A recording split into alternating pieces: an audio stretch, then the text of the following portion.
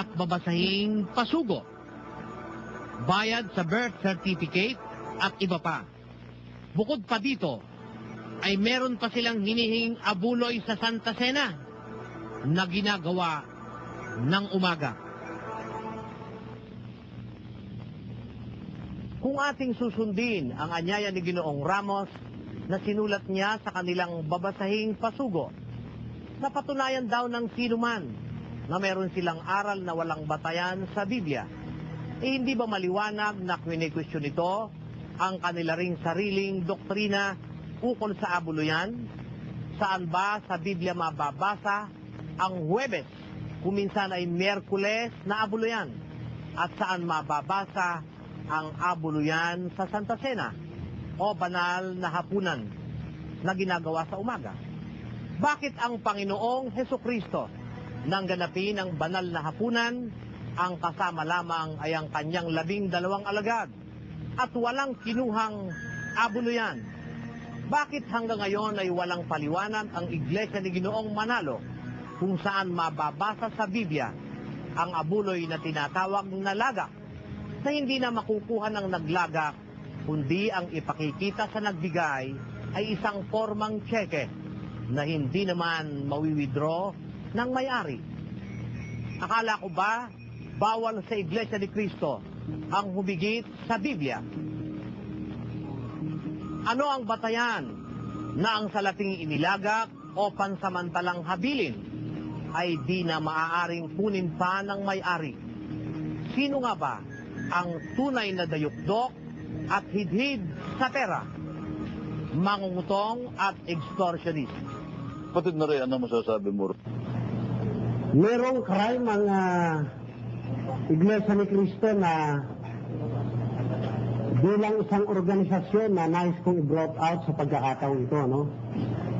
Abay, nagturo ng pag-aabuloy na labag naman sa Biblia. May laga, may pasalamat kalahati ng taon, matapos ang taon. Merong handugan, lokal, divisyon. Merong handugan ng mga kapisanan. At anibersaryo, birthday, napakaraming iba eh. Kaya, hindi baliho sana kung totoo yung itinuturo eh, di ba ba? Eh, labag sa Biblia tinuturo eh, panluloko eh. Sabi mo, Santa Cena, may abuloy, hindi ba panluloko yan? Santa Cena, dapat hapon eh, umaga, hindi ba panluloko yan? Magandang araw pong muli. Si Brother Danny Navales po nagsasabing, ang pagsusuri ay kailangan ng hindi napaglalalangan. At sa ikalilinaw ng lahat ng mga bagay, atin pong itanong kay Brother Eli Soriano ang katotohanang sinasabi naman ng Biblia ukol sa mga ganitong aral na walang sapat na batayan. Hanggang sa susunod nating pagtatanghal, maraming salamat po sa inyong pagsubaybay.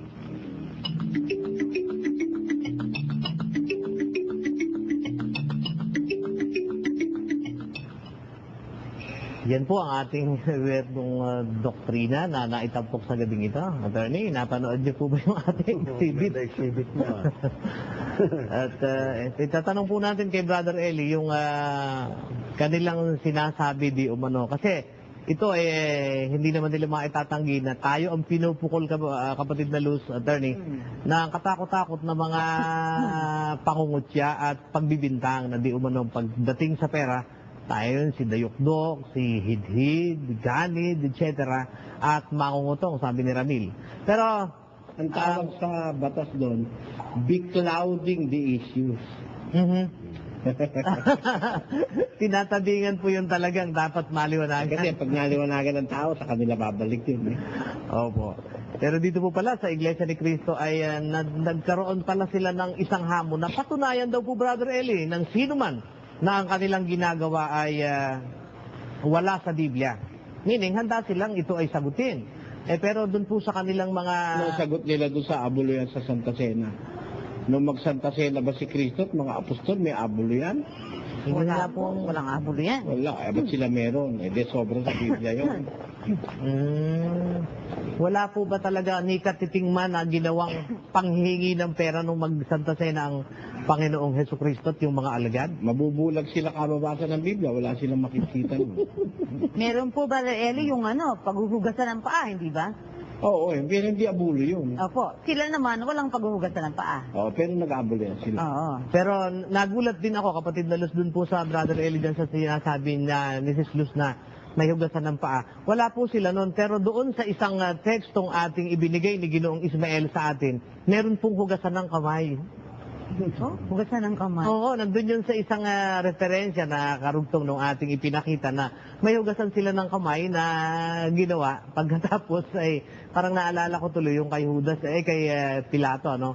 Na sa kanilang pagsamba po ng Santa Cena, may hugasan ng kamay. Pero Ibig sabihin, may kriminalidad bang mangyayari pagka nagbukas ka ng kamay? Yun ang nangyari kay Pilato kasi, di ba? opo. Tinan mo, pinapalitan nila yung nasa Biblia, no? Nasa Biblia, hugasan ng paa. Hugasan ng kamay nangyari. Sa bagay, hindi katakataka yun. Tanong mo sa akin. Bakit po? Di ba sa Biblia, banal na halik? Sa kanila naman, kamayan. Shaking of hands daw yun. Kung ano talaga yung nakasulat, ayaw at yung sarili nilang gusto ang sinusunod. Oh. Yan talaga, ganun. Tayo. Dahil palang abulo yan yung iglesia ni Manalo. Marami po alinsunod dun sa kanila lang na sulat. Bukod pa yung sinasabi po ni Ginoong Ismael. Oo, at meron pa yata, Brother Danny, na hindi na ipakita dun sa mga binanggit mo eh. Meron pa ba? Oo, at na pakihanda sana, kapatid na Marcos. Oo, di mo binasa yung Diakonesa, yung Diakonesa mag-ano nung mga katas ng ubas yata. Opo, yun po yung mga Hindi mo siwa. binasa Na-edit na po, na-edit nila. Ayan. Ayan. Mm. Nakalagay po ang mga diakono lamang ang dapat gamitin na tagapagdulot ng tinapay at katas ng ubas.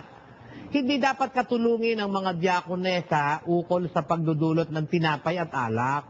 Ang mga diakonesa ay doon lamang dapat katulungin sa paglikom ng abulay sa panig ng mga babae.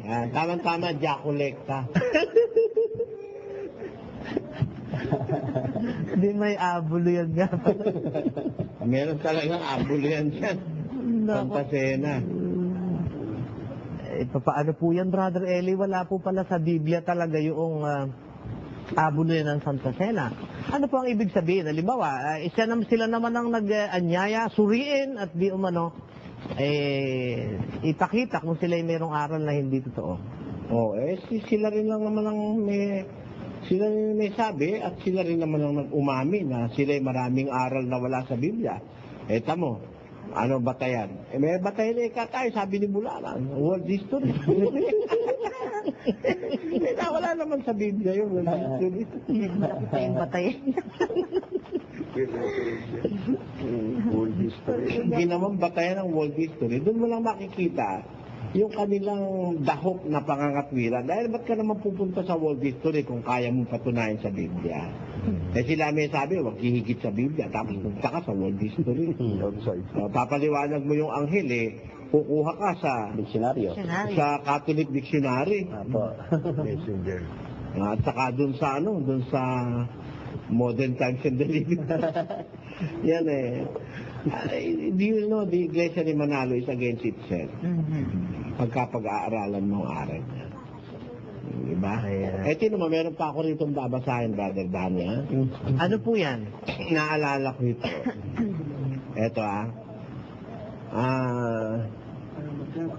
dito, sabi,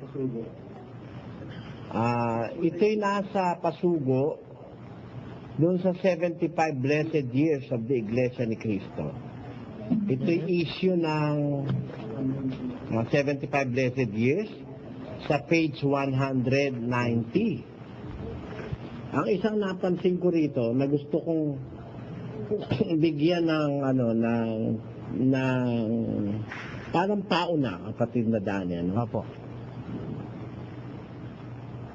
Ito dito sa